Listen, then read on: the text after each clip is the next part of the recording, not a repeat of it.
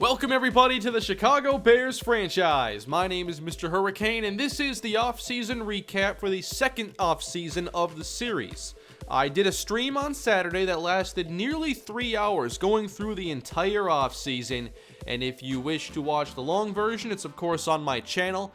Afterwards, I did do some editing to players and I made a few signings, so there are a few things at the end that you wouldn't have seen in the full off-season, but either way, let's dive into it. I was very excited for this offseason because I knew this draft was so much different than any I've ever seen. The first round talent was truly impressive. There were options at almost every position if you had a need in the first round.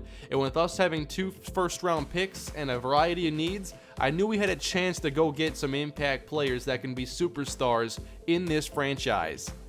But before the draft, there were still things we had to take care of, and we had 2 retirements, both Jari Evans and Terrence Newman, who had 7 interceptions. At age 40, that led the team. He is moving on, so we need to find a new starting cornerback opposite Prince Amukamara. Here are the free agents that we had for the initial re-sign period. Michael Burton, Eddie Goldman, Jarrell Freeman, the highest rated. Of course, Goldman and Freeman, key defensive players in what is a pretty solid defense when they're on their game. I pretty much knew what I wanted to do when we got to this stage. I was ready to move on from some players, including Kevin White, who had really one great game in this series, and that was the big victory against the Packers that earned him a starting role for maybe a month or so. We keep some of the young players that did well as undrafteds like Jarrell Holland. I did want to keep Michael Burton on a 4-year deal, but we end up going with the franchise tag later on because the fullback tag, which isn't actually real in the NFL, is very cheap. Eddie Goldman at nose tackle, I think he's a really good player, but I'd rather go with Jalen Egbo.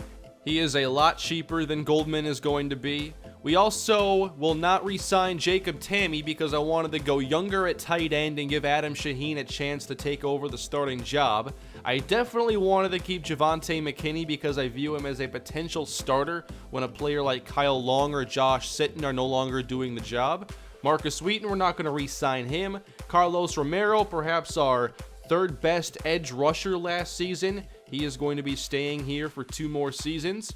Then Ted Karras and Evan Smith will let the veterans test free agency and try to find some new backup plans on the offensive line. Marshall Christian wanted a much larger contract than I had interest in, so we didn't offer him that deal. Matt Prater, solid for us last year, we'll keep him on a 1-year, $3 million deal. And here is the tag being applied to Michael Burton, just $2.14 million, and I like using the fullback in our offense. I decided not to offer to Jarrell Freeman because Danny Trevathan, who's still recovering from that broken femur, has a lot of similar traits. They're both great run defenders with declining speed, and I don't want to have 2 players like that on the roster. Not at that price anyway. I was being pretty cheap here because I wanted to see what moves we could make. Now, to start off free agency, I did put some players on the trade block to see what we could possibly get. Quincy Enunwa, 27 years old, was one of them. Then there was Charles Leno and Deion Sims. I like Deion Sims, but I wanted to field some offers. And that takes us to free agency with $32.5 million in cap space. I was looking for an opportunity, and I found one immediately with wide receiver Amari Cooper hitting the open market at 25 years old. What a perfect complement to Cameron Meredith he could be. Cooper has outstanding speed, runs fantastic routes, and pairing him with Cameron Meredith would give Mitchell Trubisky the chance to be the quarterback that this franchise needs. And with our cap space, I was comfortable giving him a much larger offer than the others. I also looked at offensive line. There were great options in the draft, a couple veterans here in the free agent market, plus some edge rushers, which was another priority of mine to get fixed for next year. A couple times I went through to boost the numbers here for Amari Cooper and settled with a $47 million deal over 4 years, 10 points higher than the next on the board. It was a little more difficult to find other moves I wanted to make. There were some intriguing players like Dominic Rodgers-Cromartie, but I didn't want to just get veterans to take over these roles that we hope to have long-term solutions for, and I found some players I liked in the draft. I wanted to get another cornerback. I like Callahan in the nickel role. His man coverage is good, but I think Marcus Cooper is a player that we can upgrade over. I didn't want to offer a big contract to a free agent. Instead, I looked over at Max Williams, a tight end who I think would pair up nicely with Adam Shaheen, being that they're both good athletes and can run block. The thing with Dion Sims is that he's a good vertical threat, but he's not going to block well. I think getting another combo tight end was more important for our scheme than having the vertical threat, although I still would like one as a third tight end. I did end up giving a contract offer here to PJ Williams, but it was much smaller than he was hoping for. Following that, it was time for the free agents to make their decisions. No! You're kidding me! Amari Cooper made the most stunning decision of all, rejecting our contract offer to instead sign with the Cleveland Browns alongside quarterback Drew Brees. We offered $7 million more than Cleveland. Our offer was by far the largest, and Mike Tomlin, our head coach, has the wide receiver free agent influence package, and we couldn't get a deal done. I couldn't believe it. And after that, it completely changed our approach to the offseason because signing Amari Cooper opened up the first round to where we didn't have to look at a wide receiver. With him going to Cleveland, now I had to look at receiver again. I didn't want to, but there were great options in the first round. I just wanted to look elsewhere with the other intriguing talent. And keep in mind, we had 2 first-round picks. Now, we went to offer a contract to Cliff Averill as a veteran pass rusher to help out. There were some really good edge rushers at the top of this class, wide receivers as well. I was wondering how early some of these players would go, but I was convinced that there was a player or two that would be there in the middle of the draft with our picks that had the talent that shouldn't be there. He should be going way earlier, but just gets pushed down the board because of how good this first round is. I decided that Harlan Regis was my favorite receiver after the combine results, given he had 4.3 speed, was an exceptional route runner, could get off the line of scrimmage, and had good hands. Let's go on to stage 3 now. After still recovering from the Amari Cooper rejection, we then get rejected by PJ Williams. And if you missed it before, we did get a contract accepted by Max Williams. I then upped the offer to Cliff Averill, hoping I wouldn't have another rejection, but kept my eyes on these prospects like Antoine Tryon, a player I thought was definitely worth trading up for. He's a top 5 talent. Jermaine Mullins, another first-round pass rusher, not on the same caliber, but he's definitely good. I knew we had to get a starting caliber tackle, and there were some great pass blockers. Jabari Goodwin, AJ Flynn, those were players that I thought could be there when we selected in the middle. Then there was Bram Dirth, mid-first-round prospect whom I compared to Joey Bosa. His athletic profile is a little bit worse because he is 30 pounds heavier. Then there were the running backs, and they were outstanding. I might have to make a video just about this draft class because I've never seen anything in Madden like it, where there are so many players that are first-round caliber, and the draft was so complete. But there was a 4th-round prospect I had scouted a long time ago, very early in the season. I was waiting so long to see his combine grade.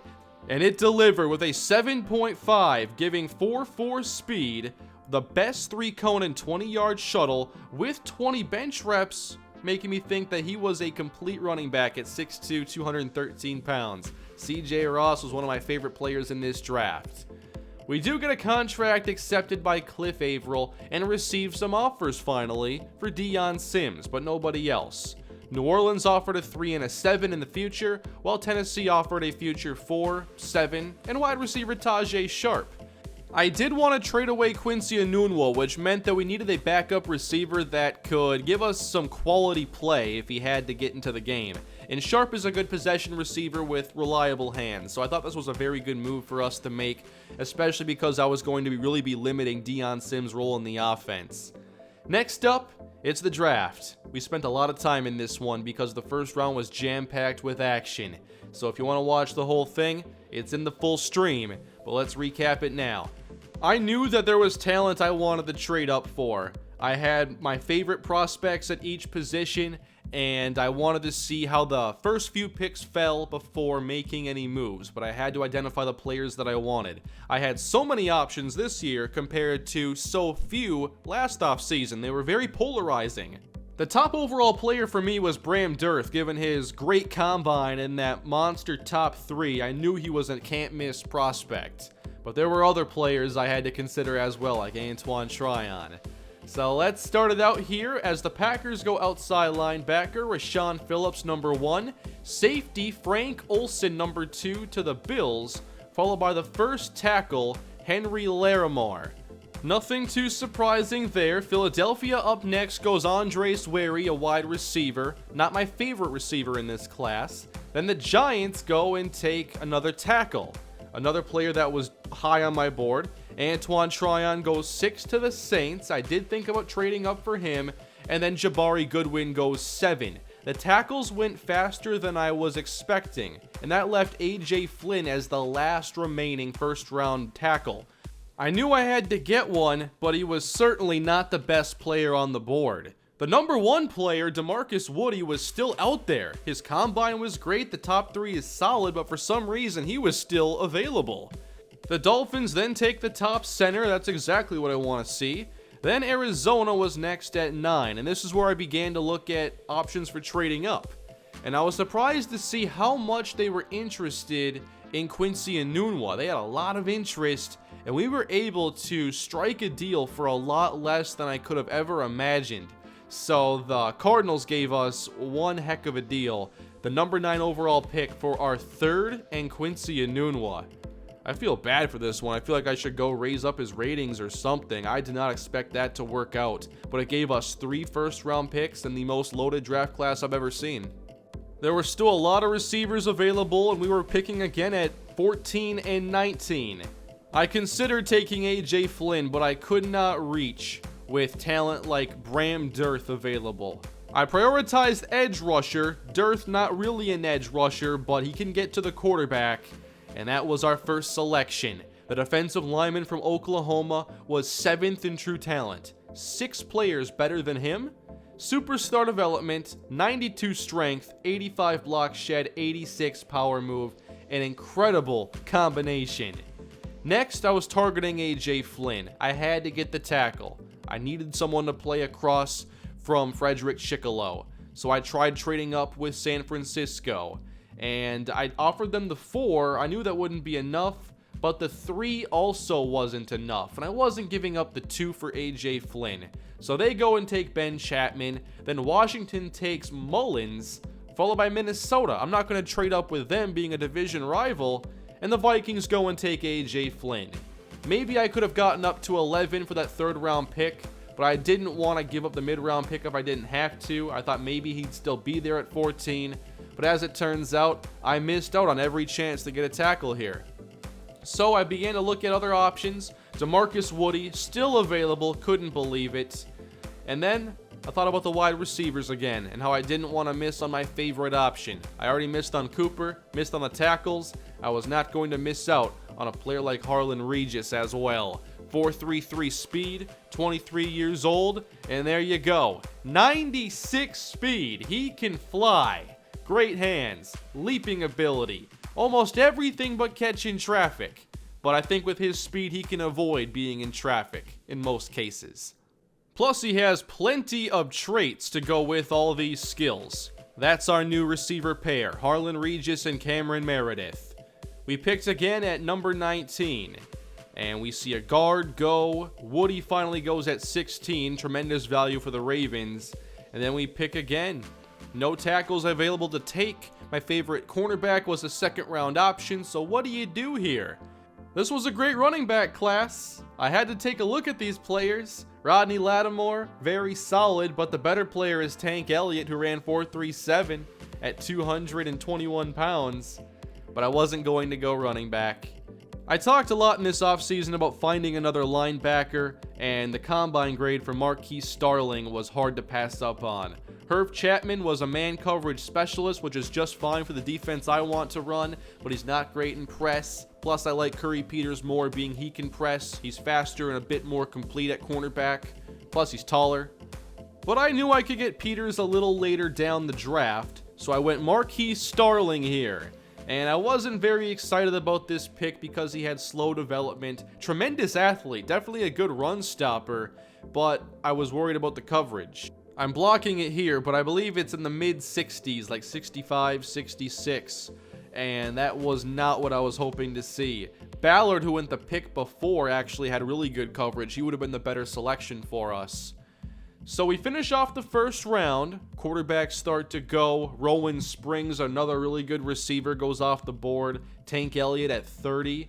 I just couldn't believe the value in the first round. This draft was so incredible. In the second round, there were still some great first round prospects on the board. Not at our pick, this is the top, as I began to look ahead to how I was going to get cornerback fixed. I knew I already missed on tackle. I couldn't miss at cornerback in the same draft. So I was going to do whatever it took to get Curry Peters. Many thought this was a little overdoing it, giving up the future second round pick to move all the way up to 37, but I think it was justified. First, let's take a look at Curry Peters, as the selection is made. 96 speed at 6'1", 205. The coverage will need a little work, but we have a tremendous player right away, and I think he can start day one. Now, after Peters, a corner goes right at 38 to the Saints, and a corner went at 39 as well. So between 37 and 51, there were like 4 or 5 corners taken. I think that there would have been a team that would have known that Peters was better than the undrafted talents, and he would have gone earlier than his projections. So I'm glad we didn't miss out on Curry Peters. I thought I could have done some things better in the first round. I did talk about how I wish I had taken Curry Peters in the first round instead of Starling, and then opened up our second round a bit more to maybe trade down. But either way, we ended up with some really good players in this draft. I then looked to trade up again because I had to go get CJ Ross. I was worried about him going before his projections. So I gave up a 4, a 5, and a 7 so we can move up and make the pick. CJ Ross, right there. I thought he'd be the next running back taken potentially. And here are the ratings. 77 overall with quick development at 6'2", 213. We get great speed, some power as well, plus high acceleration, high juke move. This is potentially a 3-down starting running back, and we have Jordan Howard entering the last year of his contract. So that gives us an immediate backup plan. Now, we didn't have a 4th round pick or a 5th round pick, so all the way later, there were still some players on my board. In the 6th, I decided to address one spot that I was hoping to, which was the backup to Paul Richardson. And we found someone with some serious speed, and that's Kendall Demmons. Now, the route running is raw. Catching is going to be a little unreliable. I think that he'll be developing for a bit on the bench, and then we'll let him return kicks as well. Then in the 7th round, we go Verlin Dre, a man cover specialist from Penn, 5'10", 182. Not the fastest, but I think fast enough. So that is our draft class. I thought that we got a lot of very good players. I thought we got really lucky with that Quincy Enunwa trade. I still can't believe that worked. We addressed most of our needs, and I think we gave ourselves a great group of rookies to add to a 9-7 roster. So there's a lot to be excited about, I think. I expect those first 4 players to make a very immediate impact. Bram Dirth is going to start, and I'll move him around in sub packages and find some fun roles for him. Harlan Regis will start. Marquise Starling, I'm going to be working on developing his coverage as soon as possible so he can be that leading linebacker. And then for Curry Peters, he'll also start alongside Prince Amukamara. Here were some of the other stars in this draft class. There were so many great players, and most teams got at least one. But I think that this draft class is going to put a lot of talent into this league and maybe shake some things up for various teams. I've never seen anything like this. Players that were going mid to late first round could be early first round talents in other draft classes that I've had. The Eagles, by the way, really transformed their offense by taking Andres Weary, Rodney Lattimore, and DJ Kidd with their top 3 selections. Here was my original number 1 receiver, Solomon Baxter. I just went with Regis because his 40 was much faster. Jabari Goodwin was the tackle I thought we'd end up with, but he went earlier than expected. And after I didn't think this draft had good quarterbacks, this draft proved it was that complete by giving a lot of late first round quarterbacks pretty good ratings. Rowan Springs is solid even with the slow development, and he went very late first round. Antoine Tryon, that was a player I thought we might trade up for to get an edge rusher. Morgan Webber, I didn't think there were quarterbacks this good in this class, and there were 3 that I think can be day one starters and become franchise quarterbacks. If we had taken AJ Flynn, here are his ratings, and he should turn out to be a very good player, but I am glad I took Bram Dirth over him. We did get a few plays in here with some of the rookies, not a ton to see here, but early on I already see that Harlan Regis might be a problem for opposing defenses. We'll see him for sure in the preseason, as well as the rest of these rookies, which I might do some streaming for the preseason. I did it for all 4 games last time around. It was a pretty fun time, and then I threw together the highlight video afterwards. So if I do stream, I will be doing that highlight video again. But let's wrap up this video now by taking a look at what I did after the off-season stream. I didn't show the number changes or the appearance edits, but I did base a lot of them off of real NFL players. But here are some of the key undrafteds. Jordan Alleman from Hawaii is a quarterback that I thought was intriguing based on his throw power and high medium accuracy. I'm also going to give Joey Correa a chance. A lot less throw power, more speed, but a better passer, I believe, than Pat McChesney last year. Then there is Cameron Crane from Miami, who could be an intriguing possession receiver, and maybe after a year or 2 of development, he will be on the active roster. I'd see him more as a practice squad guy now. Then there is Aaron Singletary, who has very good hands but only 78 speed, and a guard, Cooper Sharper, with really impressive impact blocking but low awareness and 82 strength. Now, all these moves, and we're still left with what I thought to be a big need at tackle.